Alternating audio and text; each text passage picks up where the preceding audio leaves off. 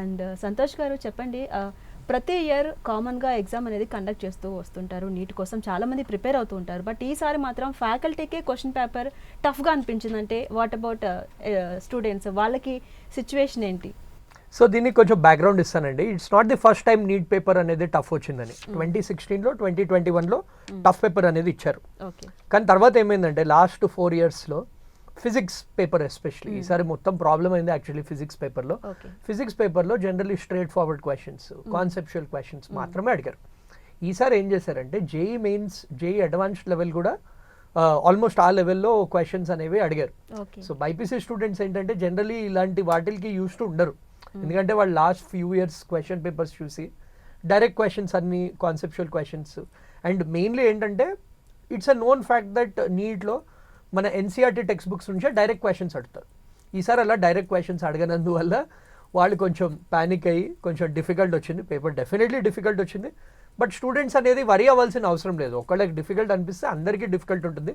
So cut offs అనేవి తగ్గుతాయి. And ఎందుకు ఈ డెసిషన్ తీసుకుందంటారు అంటే ఏమైనా స్పెషల్ రీజన్స్ ఉన్నాయా? యాక్చువల్లీ లాస్ట్ ఇయర్ మీకు తెలిసిందే ఈ పేపర్ లీక్ కాంట్రవర్సీ అయింది. ప్లస్ లాస్ట్ ఇయర్ అనేది చాలా ఈజీ టు మోడరేట్ పేపర్ వచ్చింది. సో ఆ ఈజీ టు మోడరేట్ పేపర్ రావడం వల్ల ఏమైందంటే కట్ ఆఫ్స్ అనేవి చాలా పెరిగిపోయాయి. అంటే 700 వచ్చిన స్టూడెంట్స్కి కూడా ఎయిమ్స్ ఢిల్లీలో సీట్ రాని స్టూడెంట్స్ కూడా ఉన్నారు.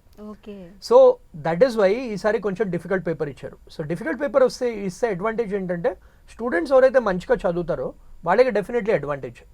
బికాజ్ ఆ కాన్సెప్చువల్ క్వశ్చన్సే కాకుండా అప్లికేషన్ బేస్డ్ క్వశ్చన్స్ వాళ్ళు డెఫినెట్లీ సాల్వ్ చేయగలుగుతారు. బట్ ఎవరైతే స్టూడెంట్స్ ఎక్కువ ప్రిపేర్ అవ్వలేదో, ఓన్లీ సర్ఫేస్ లెవెల్లో ప్రిపేర్ అయ్యారు, వాళ్ళకి డెఫినెట్లీ ఈ పేపర్ అనేది డిఫికల్ట్ అనిపించింది. సో ఇన్ వే అది వన్ రీజన్.